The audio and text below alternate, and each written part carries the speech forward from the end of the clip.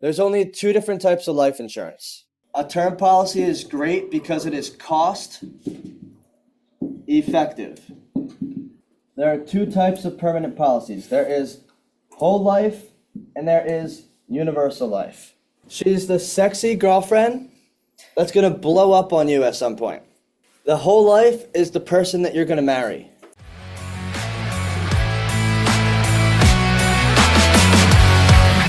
But you want to be able to understand permanent life insurance. I'm going to break this down, and I'm just going to break it down even more in a simple way. This is the basics of life insurance. There's only two different types of life insurance: term and permanent. Term, it is not short for terminate. If you say that to a professional, they're going to think you're a bozo. It's not short for terminate. Perm is short for permanent. It's not a perm in your hair from like the 80s. It's short for permanent. Term policy lasts for a certain term. Okay?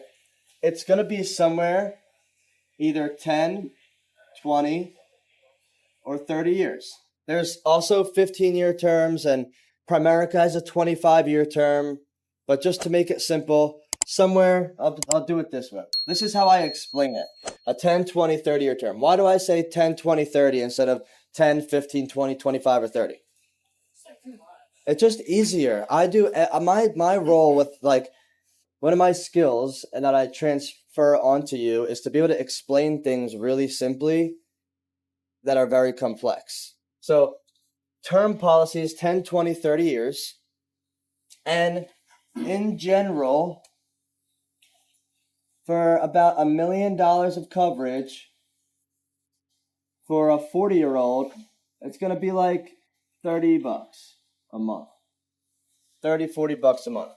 Just to make it easy, you can go $1 million, 40, 40. And if you want to make it easy, this is not 100% accurate, but just so you know in your head, for a 30-year-old, it might be $30 a month. This is just a good little trick. And then as you get older, it starts going up a lot. Like $1 million for a 60-year-old, I just did this, is like about like $500. All you're buying is death benefit. And all you're paying is the cost of the insurance. COI. Cost of insurance. That's the exchange. Give me this amount of death benefit and I'll pay the cost of insurance. A term policy is great because it is cost effective. Which means that you can get a lot of coverage for a small amount of money. A little bit of money, whatever. Okay?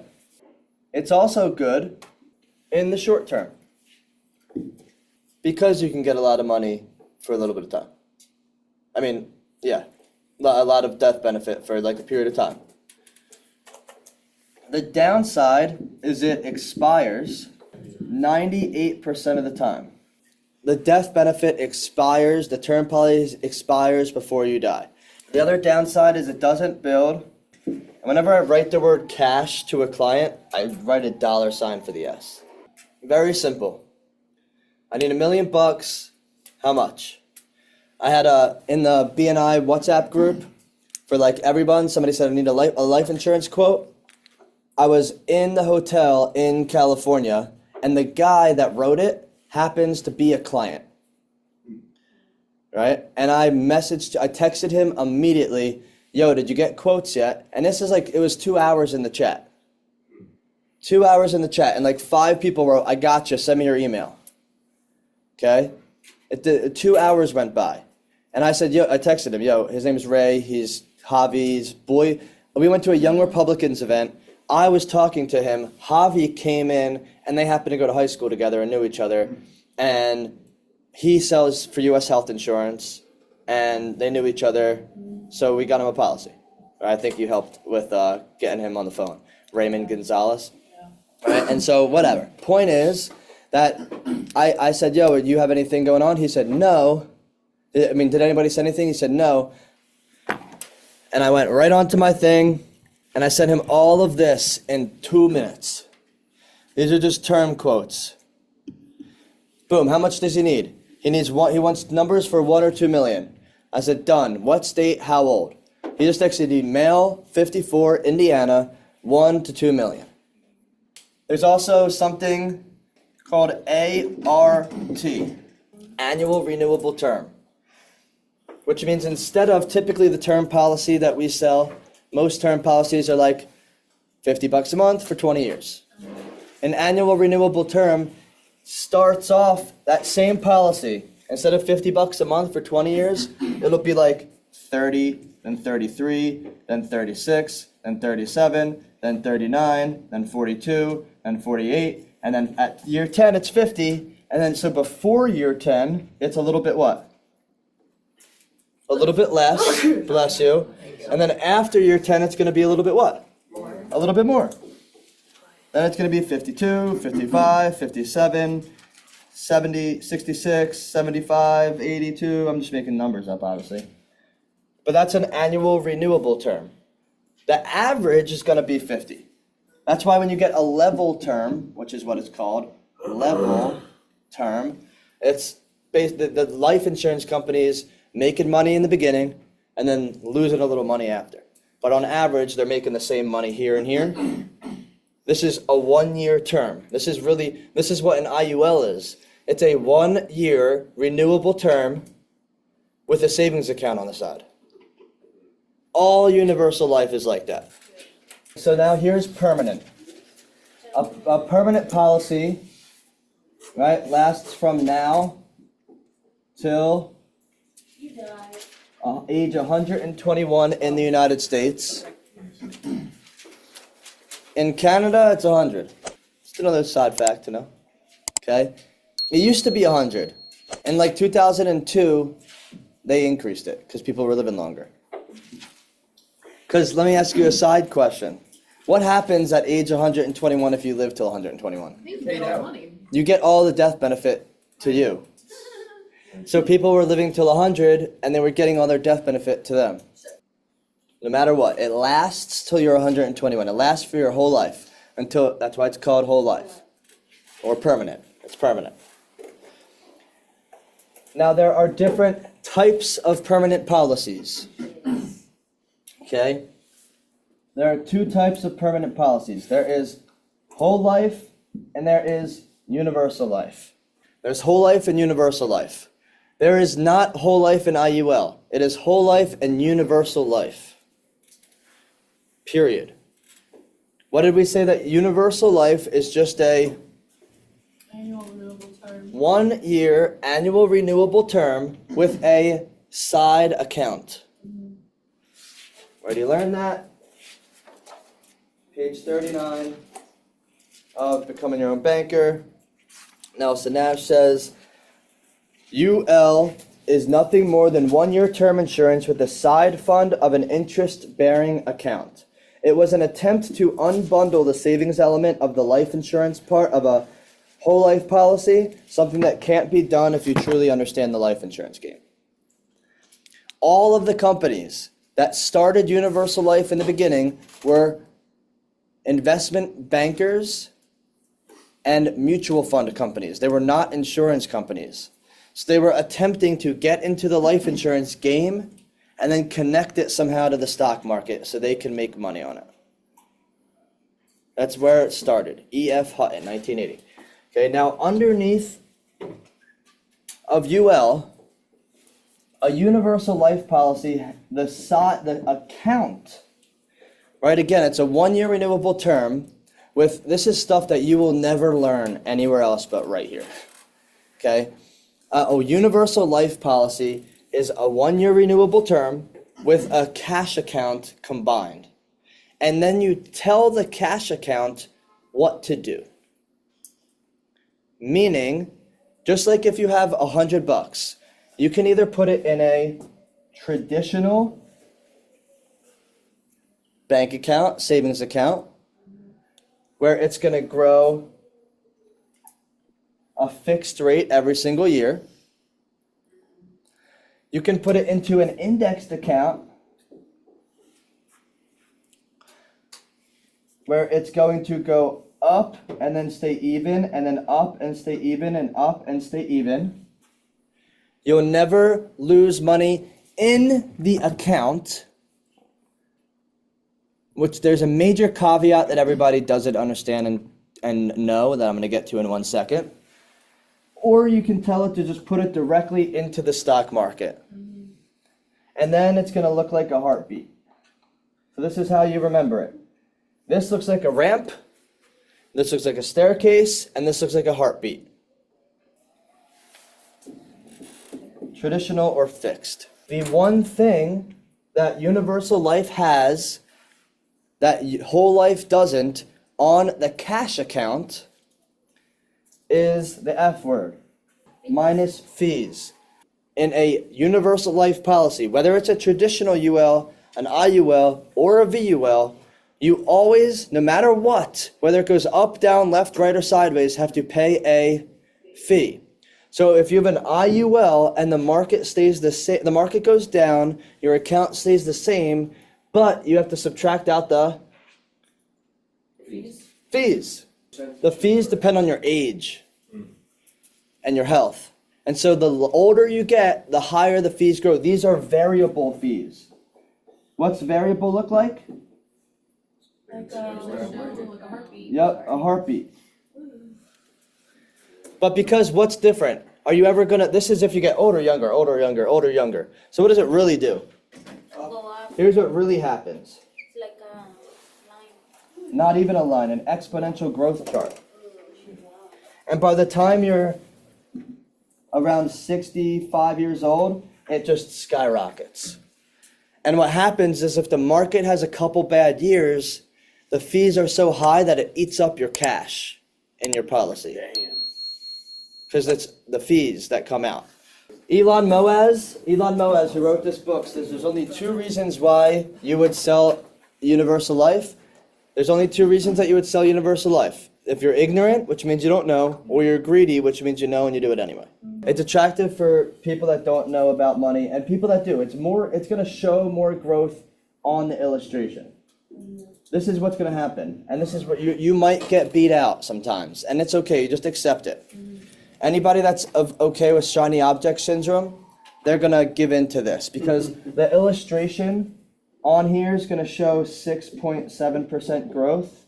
The illustration on here is going to show a 4.5% growth. So if you just put money next to money, this will always look better. And so if you're having a conversation, which like you might not for a couple months if you're just setting right now, and you might see it, if you're a closer, it might happen today, right? But it's always going to look good, and you just have to address it right from the start. Like, hey, it definitely looks sexier.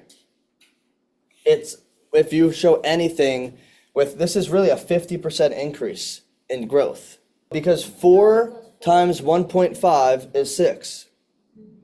It looks like a 2% increase, right? That's what you guys would think. What's the percentage increase? It's 2.2. No, it's really not. It's really 2.2 over 4.5, which is a 49% increase in growth. You have to understand numbers. A whole life policy is just simple. It's guaranteed no matter what.